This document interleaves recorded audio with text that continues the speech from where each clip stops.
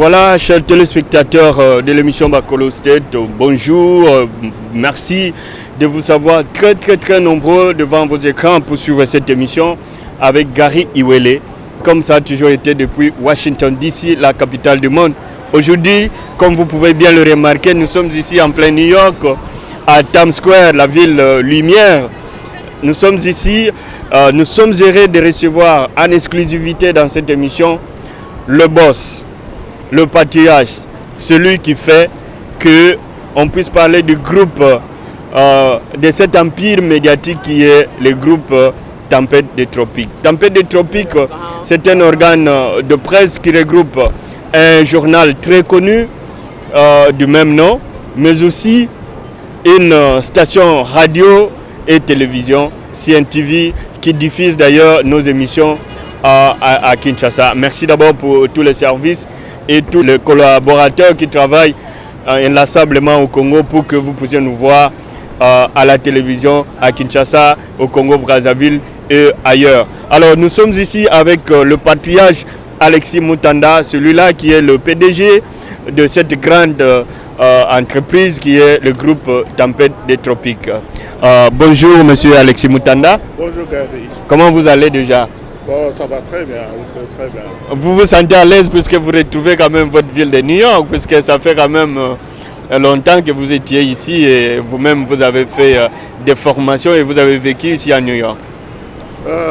Non, je n'ai pas vécu à New York comme tel, mais enfin je suis venu plusieurs fois aux États-Unis. En 73 déjà, 73 jusqu'en 76. Nous avons vécu, moi et ma femme, dans la ville de San Francisco en Californie. Et c'était pour la gestion du projet Yinga Shaba. Alors dans le cadre évidemment de ce projet, j'étais obligé de me déplacer à travers tous les États-Unis, y compris New York, Washington, Chicago, Los Angeles, Boise, Idaho, Detroit, etc. Parce qu'en fait, on avait des fournisseurs de matériel pratiquement dans toutes ces villes. Et à New York en particulier, comme c'est le centre des finances, oui, toutes les banques sont logées presque ici. Sont pratiquement ici. Alors ce sont ces banques qui avaient financé, disons, Yinga Shaba. Tout à fait. Donc vous étiez là quand Yinga Shaba a commencé? Mais j'étais directeur de ce projet au nom de la SNEL et au nom de la République démocratique du Congo. Donc j'étais le représentant du pays auprès de Morrison Knudsen, consortium Yinga Shaba qui faisait ce projet. Et comme j'étais ingénieur, jeune ingénieur à la SNEL, et la SNEL m'avait chargé de suivre ce projet de A jusqu'à Z. Voilà. Alors maintenant, pour parler de ça, parce que je vois que les branches commencent à se... et nous avons l'occasion de vous avoir ici, mais vous avez donné votre énergie, votre jeune énergie à l'époque et dans ces projets. Le projet Yinga Shaba, tel qu'il est maintenant, il a vu jour, il a évolué et tel qu'il est maintenant. Vous qui avez donné votre sang, vous qui avez donné votre énergie, vous dites quoi? Vous savez, nous avons d'abord un sentiment de fierté parce que nous avons contribué à la réalisation non seulement de 2 centrales d'Yinga qui continuent encore à alimenter la ville de Kinshasa, mais également ce grand projet de 1700 km qui à l'époque était la ligne la plus longue au monde et qui a coûté évidemment beaucoup d'argent au pays. Alors l'état où il se trouve actuellement, vous savez, c'est un peu lamentable parce que la ville de Kinshasa est à quelques kilomètres de Yinga, plus ou moins 200 km, mais avoir l'état de distribution d'énergie dans la ville de Kinshasa, qui est la capitale, avec toutes les coupures, avec l'insuffisance d'électrification, ça nous fait vraiment mal au cœur. Et même la ligne qui alimente le Shaba à partir de Kolwezi, elle est également dans un état lamentable. Et vous savez, dans notre pays, il y a très peu de choses pour lesquelles on peut réellement être fier. Bon, mais alors, pour clore un peu ce dossier-là, puisque ce n'est même pas pour ça que nous sommes là, pour clore un peu ce dossier, est-ce qu'il y a moyen que Yinga puisse revivre pour que quand même qu'il y ait la possibilité que les gens aient du courant 24 heures sur 24? Yinga peut survivre. Vous savez, tout est question de volonté politique, volonté du gouvernement pour pouvoir améliorer les choses parce que les possibilités sont là, les installations sont là. C'est question d'encadrer les techniciens, d'encadrer la Société nationale d'électricité, d'encadrer les investissements pour que, vous savez, l'électrification du pays puisse se faire. Et surtout la ville de Kinshasa qui est à quelques kilomètres. Et toute la province, évidemment, du Bas-Congo qui est traversée par toutes ces lignes. Je crois qu'il y a moyen de faire beaucoup mieux si les autorités, évidemment, augmentent un peu la volonté de bien faire et de ne pas toujours, si vous voulez, décevoir les gens. Voilà, comme vous pouvez le remarquer, Papa Alexis Moutanda, qui est donc le PDG du groupe Tempête des Tropiques, comme je vous l'ai dit au début, qui regorge une station télévision, radio et aussi le journal Tempête des Tropiques. Voilà, c'est un ingénieur de formation qui a même été au début du projet d'Inga Chaba. Vous voyez, j'ai raison de l'appeler respectueusement un patriarche puisqu'il est pratiquement là et il continue à nous aider dans ce que nous faisons. Alors papa, dites-nous, nous sommes ici au cœur de New York. Vous êtes à New York, ce que je sais, vous avez participé aux awards, à la remise des trophées qui pour la énième fois vous a encore récompensé puisque c'était le Quality 2015 Quality Summit Award à New York City. Dites-nous, toutes ces nominations, une décoration après une autre, ça vous dit quoi? Moi, ça me dit beaucoup de choses pour le simple fait que, vous l'avez dit vous-même dans votre introduction, le groupe La Tempête des Tropiques regroupe le journal de Tempête, La Tempête des Tropiques qui a vu naissance vers les années 1990, donc ça fait déjà plus de 25 ans. Et puis ensuite est venu s'ajouter évidemment le canal numérique télévision que tout le monde à Kinshasa connaît. Et puis ensuite maintenant nous avons la radio Trinitas. Tout ce groupe a été récompensé d'un trophée d'excellence qui est d'ailleurs le 3e de la série.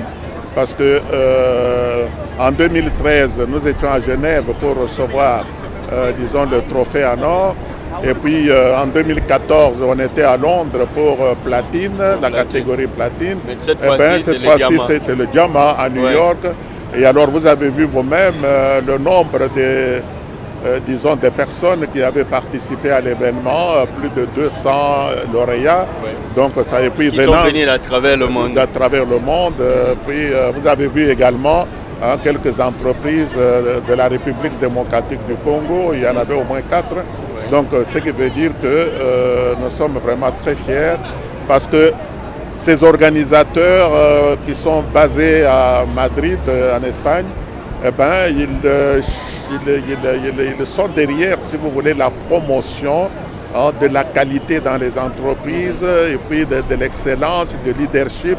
Et évidemment, comme c'est un thème qui m'est très cher, nous avons fait tout ce qui est à notre pouvoir pour que notre groupe puisse être reconnu par ces gens comme étant un groupe qui est en train de faire. Ce n'est pas que nous sommes déjà arrivés, mais ce sont des efforts que nous faisons chaque jour pour améliorer notre gestion, améliorer la qualité de notre personnel, améliorer la qualité du produit, pour que la clientèle puisse être contente dans ce qu'on fait, l'objectivité, et surtout, le goût de la vérité, la recherche de la vérité, et puis même les efforts que nous faisons pour ne pas être amenés, si vous voulez, dans des choses qui ne sont pas qui sont médiocres, etc.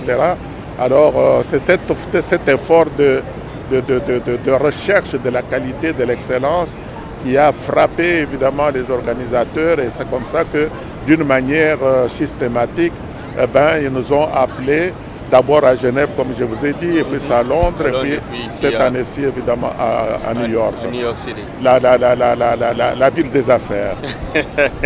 La ville des affaires, c'est pourquoi nous avons choisi vraiment Times Square ici, pour essayer un peu de parler avec vous pour qu'on soit relax, puisque bon, hier c'était tiré à 4 épingles, c'était le VIP, c'était gala, et il y avait tout le monde. Et aujourd'hui on est là relax, on essaie un peu de parler sur tous les autres aspects. Alors je vais revenir sur un petit quelque chose. Vous avez dit rechercher l'excellence, la qualité. C'est ça qui vous a d'ailleurs amené ici à New York, parce que cette récompense tient compte de cette qualité, de cette excellence.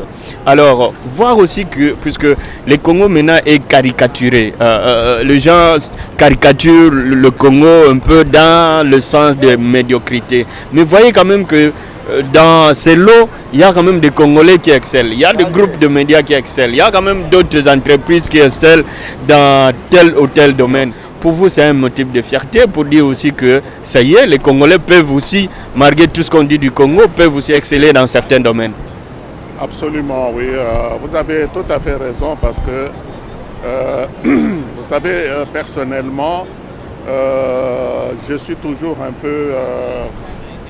quand je regarde évidemment le destin de notre pays, qui est un pays très beau, très riche, un pays habité par, disons, un peuple merveilleux, eh ben, je crois que en faisant un peu d'effort, on peut faire beaucoup mieux que ce que nous faisons actuellement. On est indépendant depuis 55 ans et quand on regarde évidemment le niveau de développement de notre pays et surtout le niveau de nos populations, eh ben, je crois qu'on a quand même beaucoup de chemin encore à faire.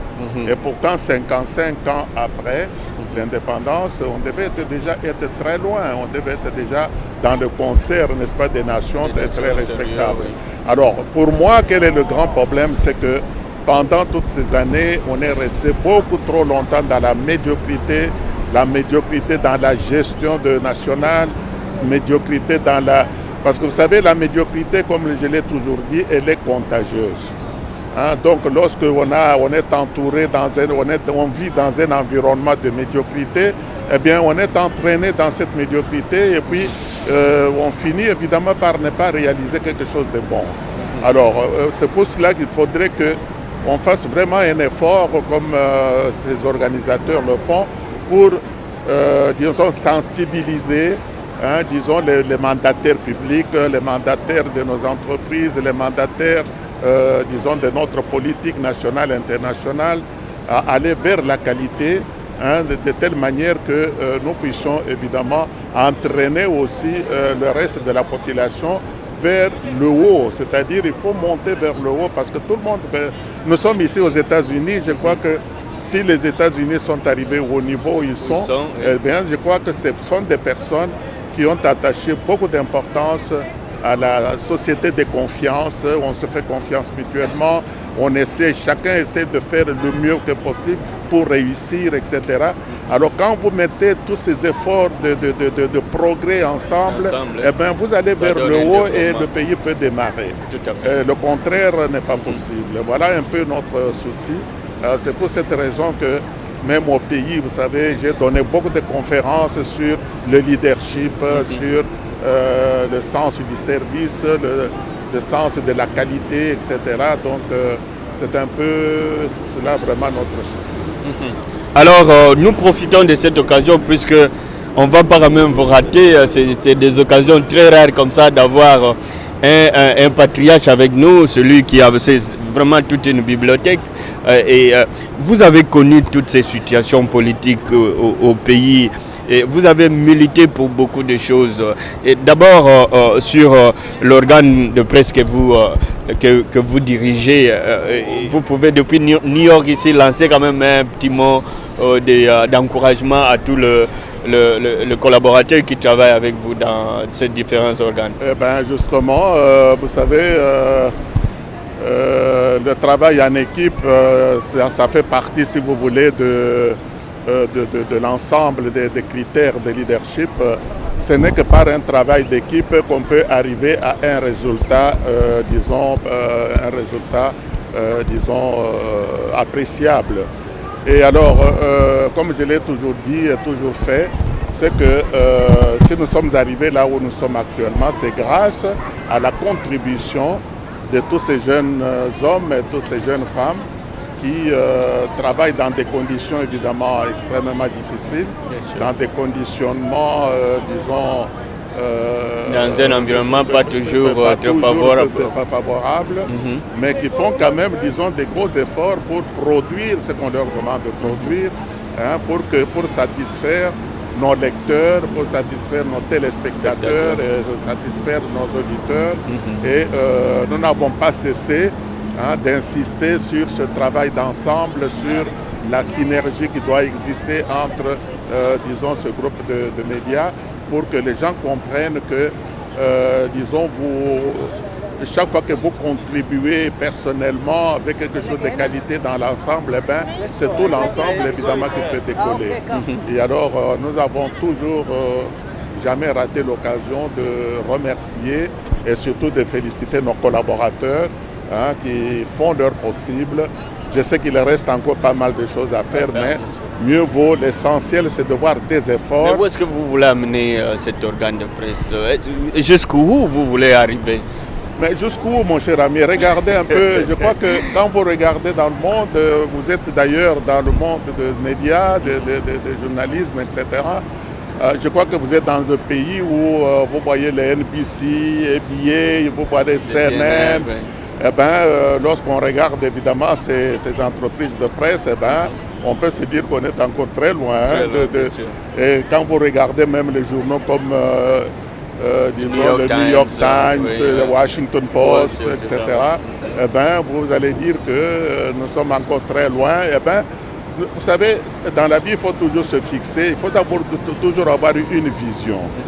Et alors, lorsque vous avez une vision, alors en ce moment-là, vous vous fixez des objectifs, suivant vos possibilités, suivant vos moyens. Et alors, en ce moment-là, petit à petit, vous cheminez vers, disons, ces objectifs. Et que ce soit en Europe ou ici, vous savez, dans le monde des médias, quand on regarde RFI ou TF1 ou bien TV5, etc., je crois que nous avons encore un grand effort à faire. Et c'est ça que petit à petit, nous essayons évidemment d'atteindre. Et je ne cesse d'ailleurs de le répéter à mes collaborateurs que le chemin peut sembler être très long, mais avec le dynamisme de la jeunesse, avec la bonne volonté, on peut percer, si vous voulez, le tunnel et puis arriver à l'autre côté. Tout à fait. Alors, nous parlons un peu médias, puisque vous êtes parmi les pionniers du média au Congo. Voir toute cette effervescence des sites internet qui naissent, des chroniqueurs, des journalistes qui naissent du jour au lendemain, et surtout à l'étranger bien sûr, où on a quand même un peu le débit internet un peu beaucoup plus facile à uploader une vidéo et puis ça va. Comment est-ce que vous voyez la relève? Alors, voyant toute cette effervescence de la presse, est-ce qu'on est dans les droits chemins ou vous vous dites, bon voilà, comme on dit, comment est-ce que vous voyez la presse aujourd'hui? Mais justement, c'est parce que justement, on voyage beaucoup.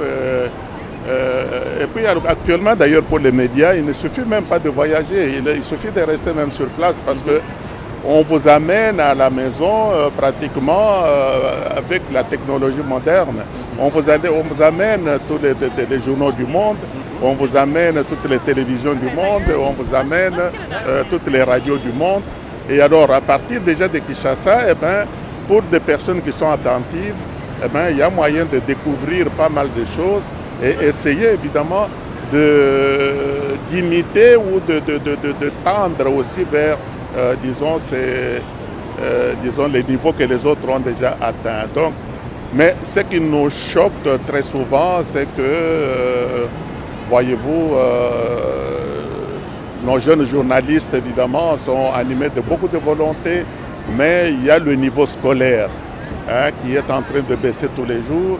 Le niveau de nos instituts supérieurs et même de nos universités continue toujours à baisser, de telle manière que malgré la bonne volonté des jeunes gens, mais les matières qu'ils reçoivent, l'encadrement qu'ils reçoivent pendant leur formation n'est pas toujours évidemment ce qu'il faut. Ce qui veut dire que tous les problèmes évidemment se posent au niveau de ceux qui gouvernent le pays Parce que ce sont eux qui doivent veiller à la qualité de l'enseignement, à la qualité disons, du produit qui est enseigné aux enfants et la qualité des établissements, de telle manière que quand vous avez le personnel compétent, eh bien, ce personnel, si on l'encadre bien, on met à leur disposition du matériel et des moyens, eh bien, ces gens peuvent également évoluer vers les sommets, pourquoi pas. Parce que vous savez, l'intelligence n'est pas réservée à certaines races, comme certaines personnes le pensent. L'intelligence n'est pas réservée aux blancs ou aux jaunes, mais l'intelligence est humaine. Donc qu'on soit africain, qu'on soit esquimau, qu'on soit américain ou japonais, mais l'intelligence, c'est un bien commun, si vous voulez, à la nature humaine. C'est question de tirer profit de cette intelligence pour, disons, réaliser ce qu'on veut réaliser. Tout à fait. Alors, Papa Alexis Moutanda, vous aviez été directeur de campagne de M. Etienne Tshisekedi en 2011, je pense. Mais nous avons l'impression que ça ne va pas au sein de l'UDPS. Vous êtes là, vous êtes des sages, vous êtes là, vous êtes des bibliothèques, vous êtes là, puisque nous devons quand même, aujourd'hui, ce n'est pas ce que nous souhaitons, mais aujourd'hui, nous devons savoir aussi que quand vous serez quelque part dans une ferme en train d'enjoy le reste de la vie, que nous sachions aussi que ils nous ont dit quand même des choses, ils nous ont raconté des choses, parce que des éléments comme ça, c'est des éléments qui vont rester. Vous qui connaissez cette personne, vous qui connaissez l'organisation, ces groupements politiques qui est d'ailleurs la fille, on dit la fille aînée de l'opposition congolaise. Aujourd'hui, l'UDPS est à quel niveau, si on peut dire? Oui, merci beaucoup. C'est une question très intéressante, mais très complexe aussi en même temps. Pour ce qui est de la connaissance du parti, eh ben, je crois quand même que je peux dire que oui, je connais bien le parti. Ça fait plus de 25 ans qu'on est au sein de ce parti politique. J'ai personnellement commencé par des groupes de réflexion. Et puis je suis allé au comité national. Et puis j'ai dirigé le département des relations extérieures pendant plus de 10 ans. Et encore une fois, j'avais sillonné le monde entier pour voir nos clubs qui sont, ou plutôt nos organes de base, qui sont éparpillés à travers le monde, y compris les États-Unis. Et puis ensuite, j'ai été 3 ans secrétaire général, donc de 2008 à 2010, 2011. Et puis après, vous dites bien que j'étais directeur de campagne du parti en 2011, aussi bien pour la présidentielle que pour les législatives. Eh bien, l'UDPS, évidemment, c'est une organisation humaine. Comme organisation humaine, évidemment, disons, il y a toujours des hauts et des bas.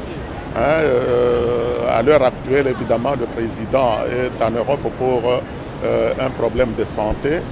Mais pour vous dire où est-ce qu'il en est, moi je ne suis pas son médecin pour vous dire à quel niveau se situent ces problèmes. Mais ce que je sais, c'est que d'après les informations, d'après la famille, il pourrait rentrer du pays au pays, évidemment, très incessamment. Mais la santé du parti, effectivement, il y a eu évidemment pas mal d'échos, de discordances, peut-être des humeurs entre les dirigeants ou des problèmes avec des personnes qui se posent la question, est-ce que le président va revenir, est-ce qu'il ne va pas revenir. Et alors, comme dans tous les partis politiques du monde, vous savez, il y a toujours des petits tiraillements, et puis des intérêts aussi, des positionnements bien sûr. Des positionnements, des petits coups, etc.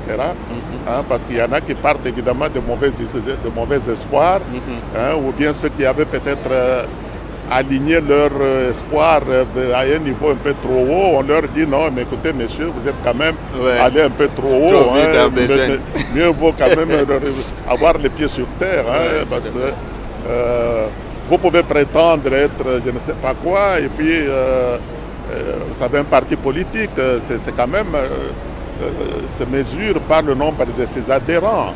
Mais si ces adhérents ne sont plus là, est-ce que vous pouvez toujours maintenir le niveau que vous voulez? Donc il y a pas mal de choses à voir également. Donc il y a des adhérents dans le parti qui font que l'UDPS est devenu ce qu'il est aujourd'hui. Et alors, on a nourri beaucoup d'espoir, n'est-ce pas, pour qu'un jour on puisse améliorer, changer les choses. Eh bien, cet espoir, il faut la maintenir. Et puis maintenir l'unité, maintenir surtout le leadership. Il faut éviter évidemment toutes les antivaleurs qu'on a combattues chez Mobutu et chez Kabila. Par exemple, le clientélisme. Par exemple, l'impunité, par exemple, la reconnaissance, voilà, parce que l'ingratitude n'est pas toujours, si vous voulez, une vertu. Et puis, il y a, par exemple, l'honnêteté, le respect des textes. Il y a des statuts, il y a des règlements intérieurs, il faut savoir les respecter. On n'est pas au-dessus de la loi, parce que si demain vous gouvernez le pays, eh bien, vous ne pouvez pas le gouverner si vous ne respectez pas les documents de base. Alors tout cela, évidemment, ce sont des choses qui de temps en temps échappent à certaines personnes. Et alors on se retrouve un peu dans la merde, quoi, parce que la base qui est quand même, disons, une base très, très lucide, ne vous laisse pas faire n'importe quoi. À un moment donné, vous voulez monter trop haut, on vous dit non messieurs, il faut avoir les pieds sur terre, etc. Et il faut voir la réalité des choses. Mais quand vous parlez de ça, papa, nous pensons, ça je dois être vraiment clair avec vous et sincère, et les gens pensent qu'il y a quand même un certain un coup d'État au sein du parti. Félix Tshisekedi Tshilombo pratiquement se réveille et on dit, bon, comme je quote ce qui se dit sur Internet, dit, bon, maman m'a dit que je dois faire ceci. C'est subitement, les gens dorment, il a ses attributions au sein du parti. Mais aujourd'hui, c'est comme si Félix Tshisekedi s'est dit, bon voilà, papa, c'est notre truc à nous, c'est notre truc, bon, maman est là, elle m'appuie, bon, je ferme l'oreille, je fais tout ce que je veux dans le parti, je quote ce qui s'est dit, ce qui se raconte. Mais vous, qui connaissez quand même ce milieu-là, est-ce que Félix Tshisekedi est habilité à se comporter dès la sortie? Pratiquement le président du parti, il est en Europe, il est au pays, il est ceci et cela. Et tout cela, on parle même pas du clan, la famille, on parle c'est comme un coup d'État. Non, c'est le truc de notre papa, nous le prenons, we're trying to get it back. Well, évidemment, vous savez, quand on est dans ce domaine-là, on fait beaucoup de spéculations. Parfois on grossit les faits, on grossit les rumeurs. Et quand vous parlez de l'Internet, vous savez très bien que ceux qui écrivent sur l'Internet, ce n'est pas toujours des personnes bien intentionnées. Et ils ne sont pas toujours fiables. C'est des personnes qui peuvent avoir des rancœurs ou qui peuvent avoir, disons, leur propre jugement, n'est-ce pas, et qu'ils mettent derrière les choses. Ce qui est évident, c'est qu'en fin de compte, l'UDPS, c'est un parti qui a été évidemment créé il y a, vous savez, elle est née en 82, donc ça fait bientôt 33 ans que ce parti existe. Et vous savez très bien que pendant ces années, le cri de guerre était le changement, c'était la démocratie, c'était l'état de droit. Or, si on analyse bien l'état de droit, on analyse bien la démocratie, on analyse bien... donc tout cela veut dire que il y a des personnes qui n'ont pas intériorisé, si vous voulez, un peu cet idéal du parti. Et ce parti est devenu grand de ce qu'il est aujourd'hui grâce à cet idéal-là.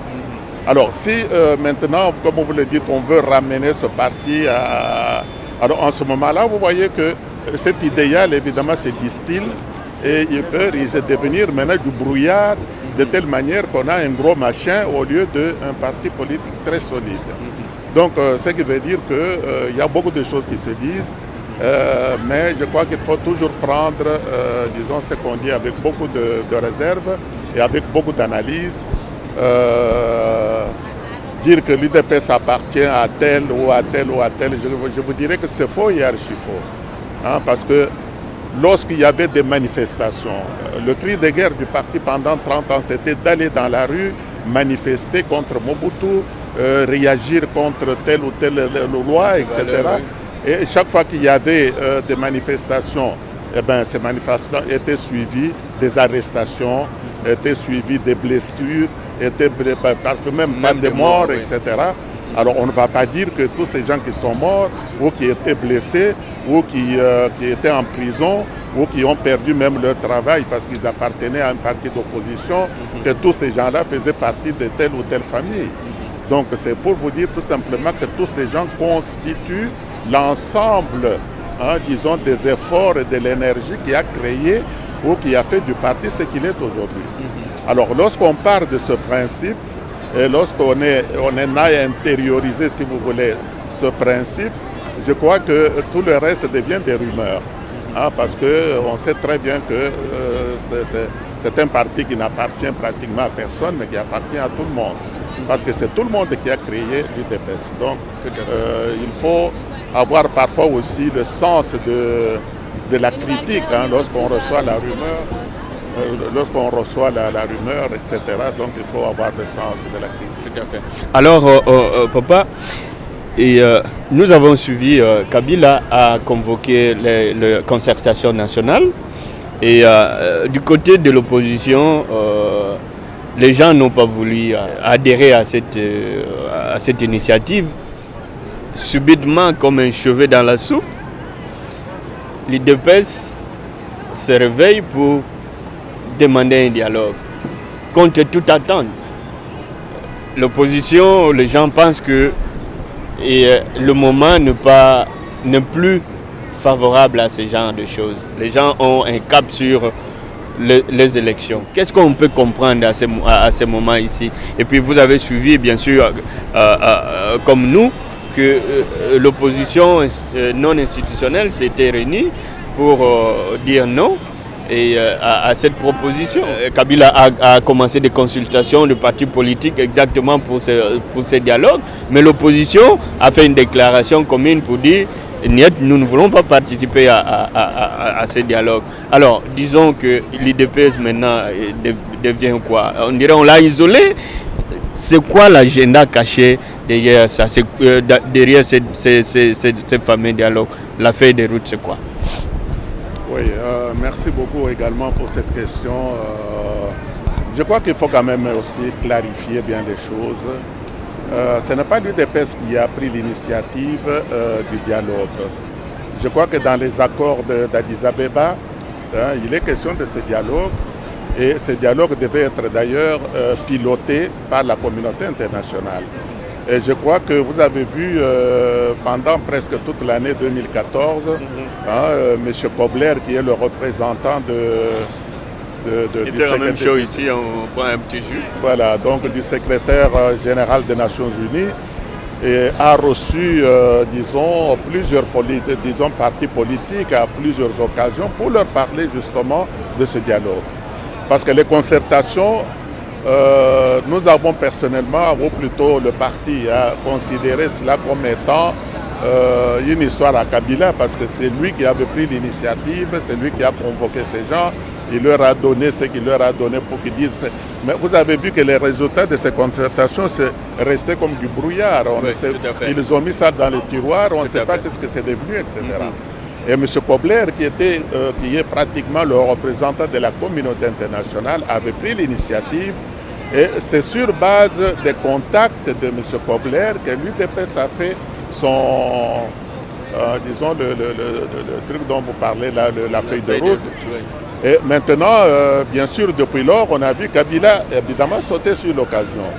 Pourquoi? Parce que lui aussi a donné avant, on ne savait pas s'il allait donner son accord. Et puis maintenant, il a donné son accord et puis il a pris l'initiative de commencer à contacter un peu tout le monde. Alors, quel est le souci de l'UDPS avec ce dialogue? C'est ça le grand problème à l'heure actuelle, c'est qu'il faut comprendre. Nous disons, comme tout le monde, que nous voulons aller aux élections. Et les élections de 2016 doivent être des élections apaisées, c'est-à-dire démocratiques, transparentes et démocratiques. il faut que ce soit des élections différentes de celles qu'on a connues en 2006 et en 2011. Et pour y arriver, il faut voir la situation dans laquelle nous vivons à l'heure actuelle. Le gouvernement, par le canal de sa commission électorale indépendante, a sorti un calendrier qu'ils appellent calendrier électoral. Et ce calendrier électoral est très complexe. Mais on a constaté également qu'il y a des fissures très importantes dans ce calendrier. Premièrement, on vous fera remarquer que dans ce calendrier, il manque la révision du fichier électoral. Pourquoi? Parce qu'il y a une tranche de la population très importante, comme des enfants qui étaient mineurs en 2010, au moment du dernier enrôlement, qui aujourd'hui sont devenus majeurs. Oui. Et ils sont très nombreux. Il y en a qui font des statistiques qui approchent 5 à 6 millions de personnes.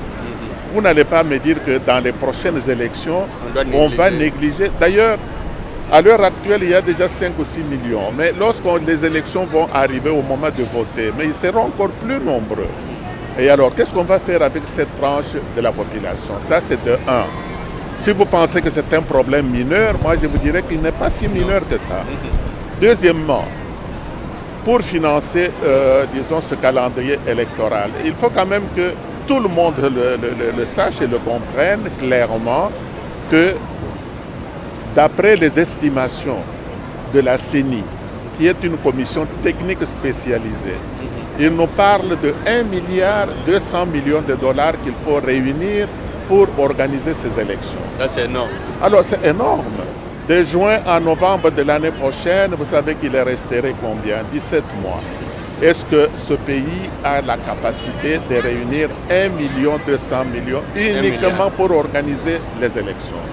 Alors, la question que nous nous posons, c'est de savoir que ces messieurs nous disent, parce qu'on n'est quand même pas un troupeau de vaches ou un troupeau de cochons. On est des êtres humains, on réfléchit aussi. Qu'ils nous disent où est-ce qu'ils vont trouver cet argent pour organiser ces élections. Ça, c'est de 2. De 3, ils sont en train également de raviver, si vous voulez, le troisième dossier qui est le dossier de la décentralisation. C'est-à-dire, on passe de 11 et de découpage. On passe de 11 à 26 provinces. Ces 26 provinces supposent la mise en place de l'administration de 26 provinces avant que les élections aient lieu. C'est-à-dire 26 gouverneurs, 26 gouvernements provinciaux, 26 administrations, et ainsi de suite. Et nous demandons ces messieurs où est-ce qu'ils vont trouver des moyens logistiques pour loger tous ces messieurs, pour leur donner quand même des bureaux, pour leur donner des salaires et des fonctionnements, et où est-ce qu'ils vont trouver des techniciens pour pouvoir gérer l'administration de toutes ces provinces. Parce que les élections actuelles sont déjà, si vous voulez, liées avec ce découpage. Donc c'est aussi un problème qui n'est pas un petit problème. Le quatrième dossier. Le quatrième dossier, c'est l'insécurité permanente à l'est du pays. Il y a des invasions des Rwandais, il y a des invasions des Ougandais, il y a des tueries pratiquement toutes les semaines. Et puis le gouvernement congolais a pris l'initiative d'aller poursuivre actuellement les FDLR qui sont dans ces régions là-bas depuis plus de 20 ans maintenant. Et alors, tout cela, évidemment, ça demande également beaucoup de moyens financiers, beaucoup de logistique, etc. Alors, nous nous demandons à l'heure actuelle, avec tous ces grands dossiers en cours de réalisation, de quelle manière est-ce que ces élections... Et nous pensons, nous, que c'est au cours de ce dialogue que nous allons poser toutes ces questions et que le gouvernement doit nous clarifier pour que nous puissions avoir quand même la conscience tranquille et engager nos troupes évidemment dans ces élections. Sinon, ça devient comme un jeu de ping-pong ou un jeu d'enfants où on est en train de jouer tous dans le sable. Moi, j'ai construit une petite maisonnette en sable, tu viens, tu donnes un coup de pied, etc.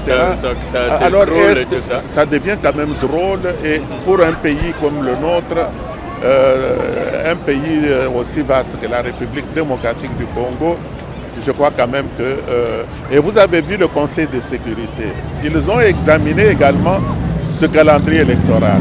Et ils sont arrivés à la conclusion qu'ils donnent beaucoup d'importance à l'élection présidentielle et législative, parce que ça, au moins, il y a des dates butoirs qui sont légales, hein, et qu'il faut respecter coûte que coûte. Tandis que les autres, ils disent débrouillez-vous. Alors nous allons nous débrouiller de quelle manière? Voilà un peu autant de questions qui se posent. Et nous voulons avoir des éclaircissements. Et jusqu'à présent, personne ne les donne. Et nous pensons qu'autour de la table, donc autour de cette table ronde ou de ce dialogue, ces questions seront posées de manière très claire et très nette. Et puis, pour aller également aux élections, on a besoin d'une commission électorale indépendante. Parce qu'en 2006, on avait une commission électorale qui n'avait rien d'indépendant. En 2011, vous avez vu vous-même la catastrophe qu'on a vécue, parce que c'était pire encore. Ouais. Alors cette fois-ci, on veut que ces messieurs nous expliquent comment ils vont s'organiser. Et nous voulons nous-mêmes être également là-dedans, déjà au niveau du serveur central. Mais on s'est battu en 2011 pour qu'ils nous disent qu'est-ce qu'il y avait dans le ventre de cette machine, et on n'a jamais pu entrer là-dedans. C'est un mystère. Un mystère. Et nous disons que demain, si on veut vraiment des élections apaisées, mais il faut nous laisser également... Alors, quelles sont les possibilités? C'est d'être présent, si vous voulez, au sein de la CENI. Mais les gens voient ça, Monsieur Mutanda, les gens voient ça une manœuvre pour un certain glissement. La Constitution est claire. En 2016, il faut qu'il y ait passation du pouvoir au mois de novembre. Les gens ne sont plus dupes. Ils ont vu l'expérience du plus grand, le plus long dialogue du monde, qui était la conférence nationale souveraine. Après cela, il y a eu des accords de ceci, de Sun City, de Lusaka, de ceci et de cela, le dialogue intercongolais. Tout cela, c'est des forums qui ne font pas 2-3 jours, une semaine. C'est des choses qui tirent à longueur. Et connaissant tout cela, et cela aussi aboutit toujours par un gouvernement d'union ou de très larges unions nationales et tout cela. Et ça ouvre de brèches, ça ouvre la porte au glissement, qui est d'ailleurs une manœuvre dilatoire du pouvoir qui veut quand même gagner quelques jours après 2016. Alors, partant de ce dialogue, les gens ont peur. C'est comme si quelqu'un qui a été déjà mordu par un serpent, qui est un cancréla ou je ne sais pas quoi, ça doit continuer à le faire peur, puisque plusieurs fois il a déjà été mordu. Alors, connaissant tout cela, les gens disent que l'UDPS doit asseoir cette histoire de dialogue. Allons, organisons des élections et le reste viendra après. Oui, c'est une manière de voir les choses, mais moi je pourrais vous rétorquer directement en vous disant ceci, que entre deux mots, il faut toujours choisir le moindre. Entre deux mots, il faut toujours choisir le moindre. Le moindre, c'est le dialogue. Voilà, nous avons deux mots. Ou bien nous allons directement aux élections, et nous allons affronter tous les problèmes que je viens de vous décrire. C'est-à-dire, nous y allons suivant le calendrier électoral tel qu'il est présenté aujourd'hui. Nous allons avoir le problème de déficit de la révision du fichier électoral. On va avoir des problèmes sérieux pour trouver les financements parce qu'on ne les voit pas, on ne les voit nulle part. On va avoir le problème des provinces. Donc, vous voyez que de ce côté-là, le glissement est sûr et certain qu'on ne pourra jamais réaliser les 4 élections en 17 mois. Ça, c'est aussi une impossibilité mathématique.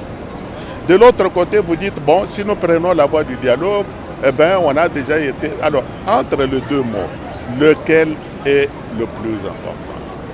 Nous avons dit que prendre la voie directe des élections, c'est une véritable catastrophe. Tandis que si on va par le dialogue, là, il y a moyen, si vous voulez, de circonscrire les choses, d'arrondir les angles, et c'est surtout sous l'arbitrage de la communauté internationale. Et en ce moment-là, on dira, voilà, messieurs, il y a des problèmes qui se posent dans les financements. Il y a des problèmes. Donc, mettons ceci de côté, On trouve un arrangement qui puisse nous permettre de respecter la Constitution. Parce que la Constitution nous dit centrez-vous, ou plutôt concentrez-vous sur les élections présidentielles et législatives. Et si nous nous concentrons là-dessus, nous avons encore 17 mois. Il y a moyen de trouver des finances. Parce que pour ces élections-là, même la communauté internationale est prête à s'investir. Tandis que pour les autres, ils disent, bon, débrouillez-vous, du moins jusqu'à nouvel ordre. Voilà. Vous voyez qu'entre deux mots, il faut toujours choisir le moindre. N'est-ce pas? Lorsque vous avez un cancer, vous savez que bon, ça peut vous amener à la mort ou pas, mais quelqu'un vous dit, bon, si vous subissez quand même une opération, il y a beaucoup de chances que, ainsi de suite. Vous tentez d'avoir cette opération. Alors vous dites, bon, si je ne veux pas me faire, donc je vais... Mais quand vous prenez la voie de gauche, vous refusez l'opération, là c'est la mort sûre et certaine à 100%. Tandis que si vous prenez la voie de droite de l'opération, vous dites, je vais quand même courir des risques. Ces risques peuvent être de 50, 60, 70%, mais du moins il me reste encore 20 ou 30% de chances de survivre. Alors entre les deux mots, lesquels faut-il choisir? Il faut choisir le moindre. C'est comme ça que le parti, on s'est dit, bon, entre les deux mots, eh ben, la voie du dialogue, c'est le moindre mal. Tout à fait. Alors, bon, mais c'est là, l'UDPS ne doit pas faire chemin seul. C'est une sœur aînée de l'opposition, mais qui a quand même aussi d'autres partis qui militent aussi pour peut-être le même changement. Alors aujourd'hui, tous les autres disent non, nous ne voyons pas les choses nécessairement de la même manière. Bon, l'UDPS va faire la tête, faire cavalier seul, dire bon voilà, c'est moi. Je m'en vais. Bon, écoutez, je crois qu'à ce point de vue, il ne faut pas mettre les charrues devant les bœufs.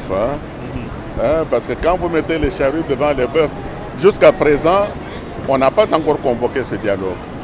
On est encore en période, si vous voulez, mais attendez voir le moment, on va dire, bon, le dialogue c'est pour tel jour, ça va commencer à tel... Et tous ceux qui disent non. Non, mais enfin, vous savez, je ne veux pas faire des supputations. Je voudrais seulement vous dire que la classe politique congolaise, elle est ce qu'elle est. Et alors, j'aimerais bien voir la date du dialogue bien fixée, et puis les invitations lancées. Et alors, en ce moment-là, je verrai réellement ceux qui diront oui et ceux qui diront non. Alors, en ce moment-là, on peut faire des supputations, on peut faire des spéculations. Pour le moment, j'aimerais ne pas discourir, évidemment, sur ce... Et bon, selon l'UDPS, à la fin de ce dialogue, est-ce que l'UDPS est favorable à un certain gouvernement d'union nationale, par exemple, de transition ou... Bon, mais vous savez, quand on va au dialogue, on est ouvert à toutes les options. Ici, je vous donne évidemment mon point de vue personnel. Quand on va dans un dialogue, on a une feuille de route, on a des propositions, on discute, etc. Et on va voir les conclusions à laquelle on peut arriver. Est-ce qu'aujourd'hui, on n'est pas encore même, on n'a même pas encore commencé ce dialogue. On ne sait même pas comment il va se terminer. Alors faire déjà des spéculations aujourd'hui qu'on va faire un gouvernement d'union, ça c'est toujours des spéculations. Pourquoi ne pas attendre que les discussions, on va voir comment les discussions auront été circonscrites et de quelle manière ça va aboutir et de quelle volonté politique évidemment, ainsi de suite. Et alors en ce moment-là, on pourra alors, si vous voulez, discuter sur la table sur des éléments d'analyse correcte et sûre et qui peuvent éviter évidemment à toute confusion. Une question directe, papa, à Alexis Mutanda. Et je sais que en fait, on vous a vraiment pris beaucoup de temps, mais c'est vraiment important pour nous puisque nous voulons profiter de cette occasion pour essayer de discuter un peu sur cette situation du pays que vous connaissez très bien. Et vous écrivez tout le temps sur ça aussi. Mais est-ce que l'UDPS aujourd'hui peut se regarder en face, dire oui, je suis toujours le plus grand parti du pays, après tout ce qui se passe. Je voulais aussi revenir sur quelque chose, c'était cette guerre de communiquer. pendant les événements du 19-20 mars, les gens ont appelé, pour janvier, les gens ont appelé à un soulèvement et tout ça, mais l'IDPS ne s'est pas prononcé favorable à cela. Nous avons suivi ça, le communiqué est arrivé, mais après, l'IDPS, à son tour, avait demandé aux gens de manifester, que les gens n'ont plus respecté. Alors tout cela, cela m'amène à me poser des questions. Et comme je suis avec vous là, aidez-moi un peu à comprendre. Vous, dans l'IDPS, est-ce que l'IDPS se croit toujours encore ce parti, ce plus grand parti du pays? Oui, merci beaucoup. Se croire ou ne pas se croire, encore une fois, c'est toujours de la spéculation. Je vais vous expliquer pour quelle raison. Je crois qu'aux élections de 2006, vous étiez encore très jeune à l'époque, je ne sais pas si vous les avez suivis, on avait refusé catégoriquement d'entrer dans le jeu. Et alors beaucoup de gens avaient pensé que nos options n'étaient pas les meilleures, etc. Et puis que c'était fini. Mais nous avions quand même des raisons valables que nous avions expliquées d'une manière très systématique à nos combattants et même au peuple congolais. Il y en a qui avaient compris, d'autres qui avaient peut-être pas très bien compris, etc. Et puis ensuite nous avons cheminé. On est arrivé en 2011. Eh bien, arrivé en 2011, je crois quand même que vous avez vu l'engouement du même peuple qui a élu, disons, de manière vraiment massive, le candidat à la présidentielle. Et même aux législatives, je peux vous assurer que s'il y avait une certaine justice au niveau de la CENI, on n'allait pas manquer d'avoir plus d'une centaine de députés. Donc ce qui veut dire que le peuple n'est pas toujours, vous savez, ce que vous croyez. Donc il y a quand même, disons, des arguments. Eux-mêmes, ils voient des injustices qui se commettent. Ils voient quand même les problèmes qui se posent. Et le moment donné, eh ben, ce peuple est toujours appelé évidemment à trancher. Et encore une fois, je ne voudrais pas faire de la spéculation, mais toujours est-il que l'UDPS continue quand même à être un des partis. Parce que si le parti n'était pas ce qu'il était avant, pourquoi est-ce que les autres ont tellement peur de l'UDPS? Parce qu'ils savent que c'est un éléphant vide ou bien un tonneau vide, etc. Bon, mais si c'est un tonneau vide, pourquoi les gens continuent à avoir toujours peur de ce parti? C'est parce qu'ils savent quand même qu'il y a une substance qui est toujours, disons, vivante. Il y a une racine qui est toujours vivante et que le moment peut donner, évidemment, l'UDPS reprend le poil de la bête. Et encore une fois, je fais tout ce qui est en mon pouvoir, évidemment, pour éviter de spéculer sur ce qui va arriver dans 5 ou 6 mois ou dans une année. Moi, je voudrais me concentrer d'abord sur les problèmes qui se posent aujourd'hui, tout en préparant, évidemment, l'avenir. C'est pour cette raison que ce dialogue, pour nous, évidemment, est important. Je voulais expliquer pour quelles raisons. Et alors, on chemine de cette manière-là et on se prépare en conséquence pour gouverner le pays parce que M. Kabila, je crois qu'il a fait son temps. Il a déjà fait 2 mandats. Et puis ensuite, avant ce mandat, il vient d'accomplir pratiquement 14 ans au pouvoir. Et alors, qu'est-ce qu'il peut faire demain qu'il n'a pas pu faire pendant 14 ans? C'est ça le problème. Donc, les gens doivent, vous savez, avoir un esprit démocratique, c'est-à-dire l'esprit de l'alternance. Parce que c'est par l'alternance qu'on peut atteindre le progrès. C'est pour cette raison que tous ces pays que vous voyez, ils ont choisi la démocratie, parce qu'ils savent que ce monsieur fait 4 ans, on peut lui donner encore 4 ans, quand il a terminé, le nôtre vient, il essaye de faire mieux que celui, ainsi de suite. Donc l'alternance crée le progrès. Et c'est ça que nous voulons, que la démocratie puisse avoir des racines dans notre pays, parce que le peuple congolais a beaucoup souffert. Le peuple a beaucoup souffert et moi je suis très sensible surtout à la souffrance de la maman congolaise, à la souffrance de la jeunesse congolaise, parce que sans cette jeunesse, qu'est-ce que le pays sera demain?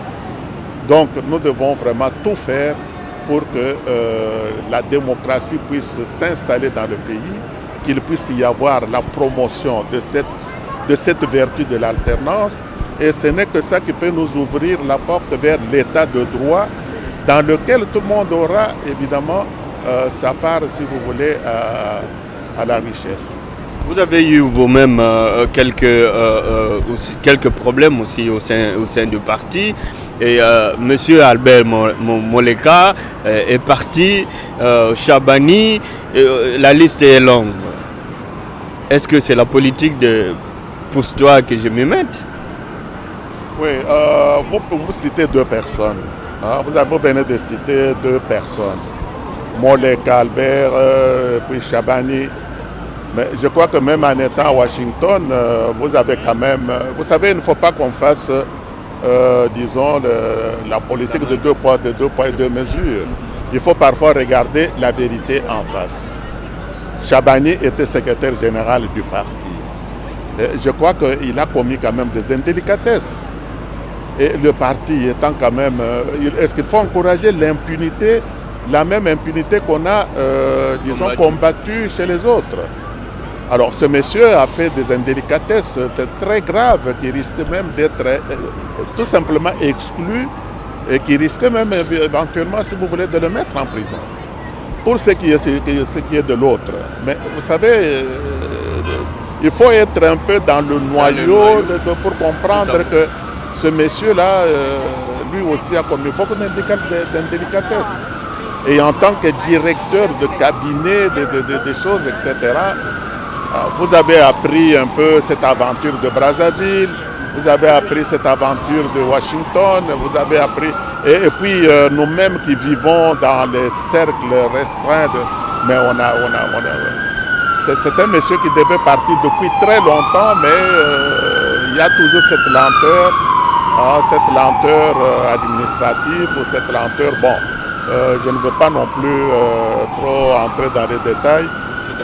Je préfère que, parce que ceux qui ont suivi les choses de près, je vous assure que les torts que le parti a subis à cause de certaines personnes très bien identifiées, si c'était dans un autre parti, PPRD ou MPR ou n'importe quel parti politique, ces gens-là ne devraient même plus... leur nom ne pouvait même plus être cité dans les choses. Mais enfin, encore une fois, merci pour ça. On entre là dans un domaine de personnes, alors je préfère ne pas trop entrer dans les détails. Voilà, je rappelle à nos téléspectateurs qui nous suivent de partout à travers le monde, mais aussi à Kinshasa, Brazzaville et partout au pays. Nous recevons ici en exclusivité Papa Alexis Moutanda, le PDG du groupe Tempête des Tropiques, qui a bien voulu en tout cas nous accorder cette très longue interview qui vaut la peine puisque nous avons besoin de paroles sages de nos patriarches, puisque cette occasion ne nous est pas donnée tous les jours. Mais il y a quand même un dossier qui a fait couler beaucoup d'encre, c'est le dossier des fosses communes. Beaucoup de gens ont quand même réagi par rapport à cela. J'aimerais quand même aussi écouter votre réaction par rapport à ces pinés dossiers de fosses communes. Oui, ce dossier-là, vous savez, c'est un dossier très pénible.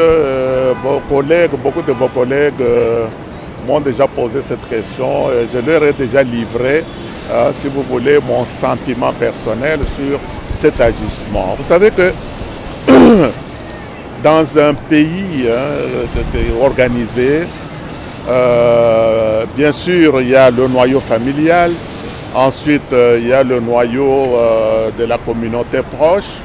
Et puis ensuite, nous sommes tous gouvernés évidemment par des gens, par des mandataires qui sont au gouvernement et qui doivent évidemment veiller à certaines choses.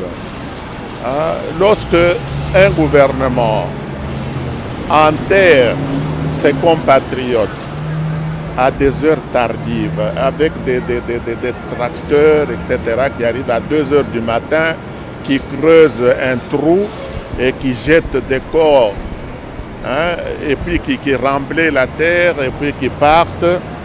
Et alors c'est tout simplement par accident qu'on a découvert qu'on avait enterré des centaines de gens à ce moment-là.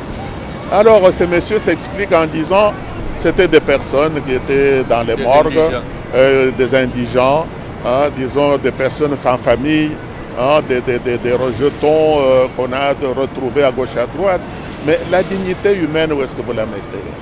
Un être mort, c'est quand même un être qui a vécu, hein, quelles que soient les conditions dans lesquelles il est mort. Eh bien, les vivants ont la responsabilité d'enterrer dignement cette personne. Et à plus forte raison, un gouvernement, que ce soit l'hôtel de ville ou le gouvernement central, eh bien, ces gens s'étaient jetés comme ça, comme si c'était... vous savez, dans un troupeau de vaches, quand il y a une épidémie, hein, il faut vite ramasser toutes les bêtes malades, les enterrer, même vivants, ainsi de suite. Mais les hommes, ce n'est pas ça. Et alors, vous savez que 2 semaines après, les mêmes autorités vont ramasser encore des corps de la même manière.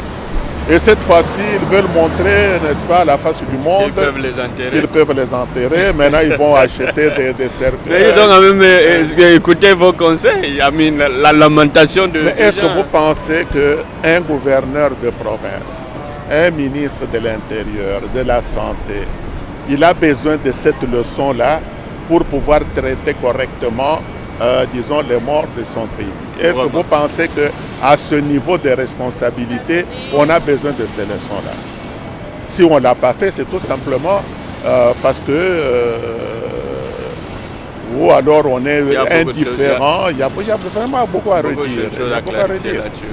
Regardez un peu, vous êtes aux États-Unis, mais je suis sûr que vous avez suivi les drames de la Méditerranée. Tout à fait.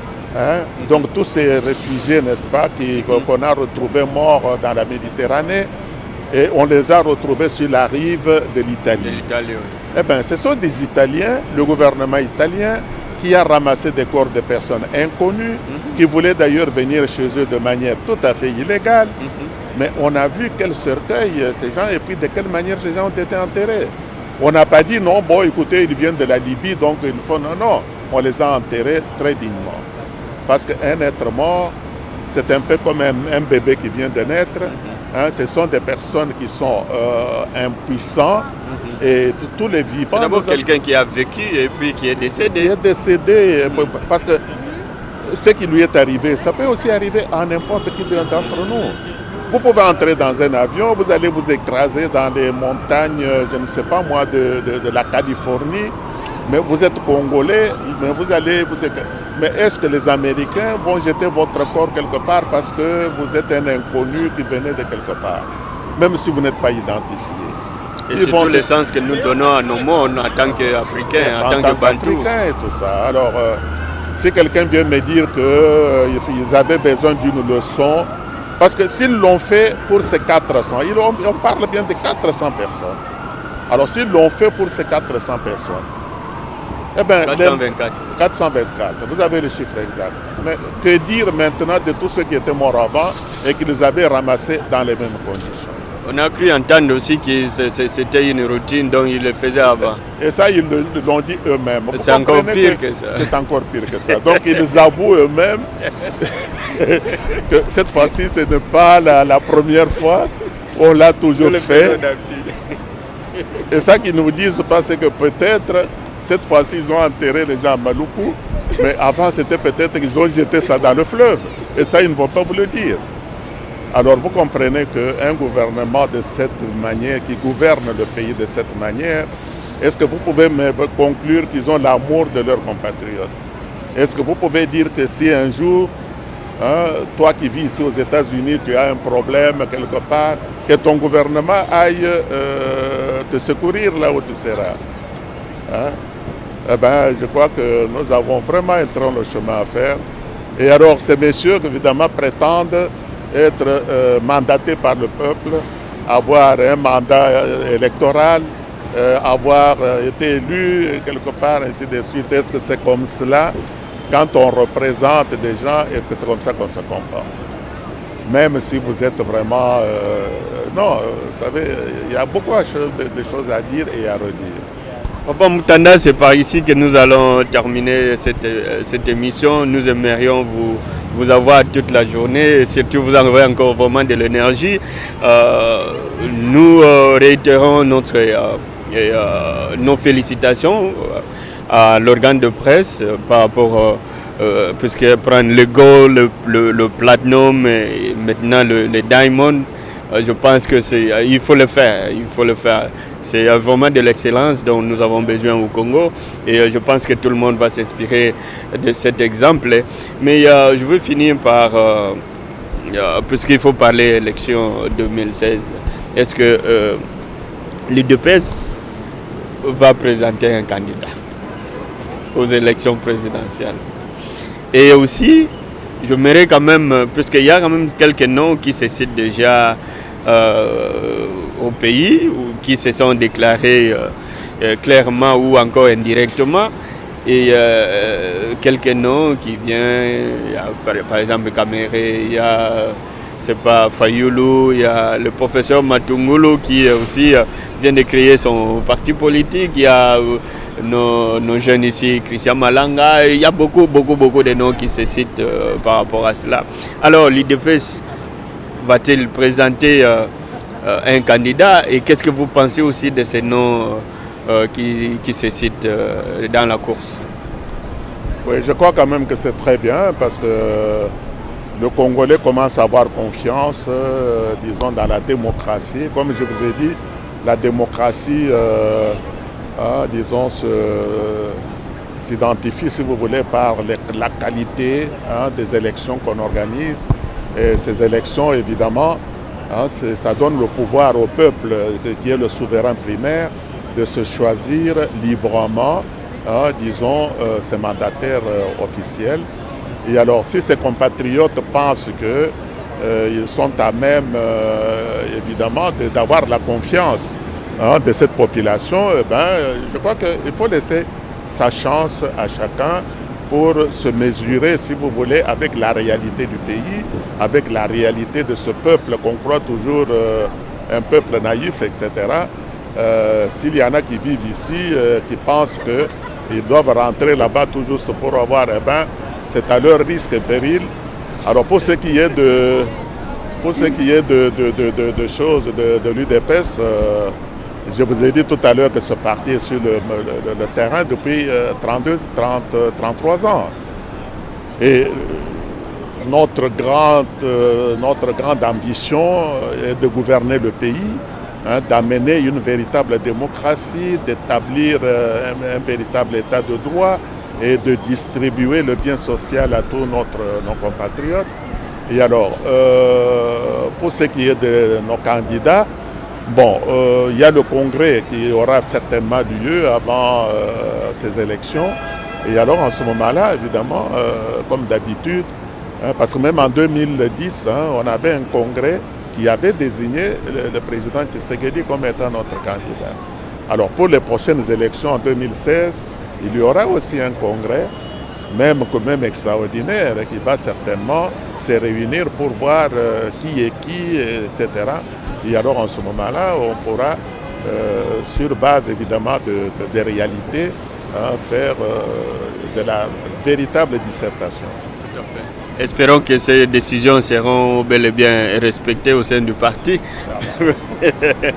Alors, papa Alexis Moutanda, que j'appelle respectueusement patriarche, votre mot de la fin à toute cette jeunesse qui se reconnaît aussi en vous par rapport au travail que vous avez fait et aujourd'hui des récompenses ici à New York City. Vous avez été à Londres, vous avez été en Suisse, et vous avez été partout. Et un petit mot à nos compatriotes qui vont vous suivre à travers notre émission. Oui, merci beaucoup pour cette dernière question. Je voudrais demander à tous nos compatriotes, je commencerai parce que nous sommes à New York. Nous sommes en dehors évidemment du pays. Et alors ici, je m'adresse d'abord à nos compatriotes de la diaspora qui vivent aux États-Unis, qui vivent en France, en Europe, ailleurs, mais à l'extérieur des choses, pour évidemment leur patriotisme. Parce que vous savez, après les élections de 2011, on a vu toute la diaspora congolaise à l'extérieur, que ce soit en Amérique ou en Europe, se mettre debout pendant des semaines et pendant l'hiver pour manifester dans la rue contre les tricheries des élections de 2011. Et je vous assure que c'était vraiment des actes de courage et surtout des actes de fierté pour nous, de voir quand même que nos compatriotes, tout en étant très loin de leur famille, continuent quand même, si vous voulez, avoir cet amour du pays. Et je leur souhaite évidemment qu'un jour, ce pays va se développer à l'attente de tout le monde et qu'on verra toutes ces grandes compétences qui sont ici venir évidemment participer au développement du pays. Alors pour ce qui est de la jeunesse dans notre pays, moi je pourrais tout simplement dire ceci, c'est que nous sommes la veille où nous sommes déjà en pleine mondialisation. Et la mondialisation suppose que notre pays est inséré dans la communauté internationale comme une case, n'est-ce pas, dans un grand village, et que le Congo doit avoir l'ambition de jouer son rôle, disons, non seulement en Afrique, mais également dans le monde. Et pour que nous puissions y arriver, ça ne va pas être un jeu d'enfants, ça ne va pas être une promenade de choses de santé. Ça doit être évidemment un effort commun qui doit être développé pour pouvoir créer les structures, créer la confiance, créer, disons, l'unité et créer la synergie au sein de la communauté congolaise pour que cette ambition puisse devenir vraiment une ambition nationale réalisable. Pour que nous puissions, parce que les richesses, nous les avons. Nous ne pouvons pas dire au bon Dieu que non, il nous a donné tout ce qu'il nous faut. Dans nos rivières, dans nos forêts, dans notre sol, et même, si vous voulez, dans la richesse humaine. Parce que nous avons des compétences, nous avons un peuple très très compétent, très intelligent. Mais c'est l'encadrement qui leur manque. Donc il faudrait évidemment que nous puissions un jour avoir ce changement, cette ambition nationale, que notre jeunesse puisse être bien encadrée de telle manière à jouer son rôle. Et en jouant son rôle, ils vont permettre évidemment au pays de jouer également son rôle dans le concert des nations. Voilà mon rêve, et bien voilà ce que je peux souhaiter pour que ce pays un jour puisse être réellement un grand Congo, un Congo riche, un Congo où le peuple congolais se retrouve et ils soient comme un peu les Américains ici qui profitent de la richesse de leur pays. Parce que pour le moment, le peuple congolais ne profite pas des richesses de notre pays. Donc voilà mon souhait.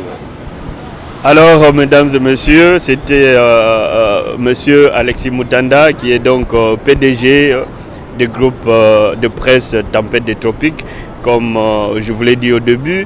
Et je profite de cette tribune pour vous dire vraiment énormément merci pour tout ce que vous faites et surtout d'avoir permis à tous les téléspectateurs de CNTV de pouvoir suivre cette émission Bakolo State depuis les États-Unis, qui essaye à sa manière de montrer la vie de la communauté ici sur place. C'est grâce à CNTV qui est dirigé de main de maître par le patriarche Alexis Mutanda que vous voyez cette émission à Kinshasa chez vous. En tout cas, merci beaucoup de fond du cœur et puis je vous souhaite longue vie et surtout continuer à avoir cette énergie, travailler dans l'excellence pour encore beaucoup d'années à venir. Merci beaucoup. C'est moi qui vous remercie. Merci.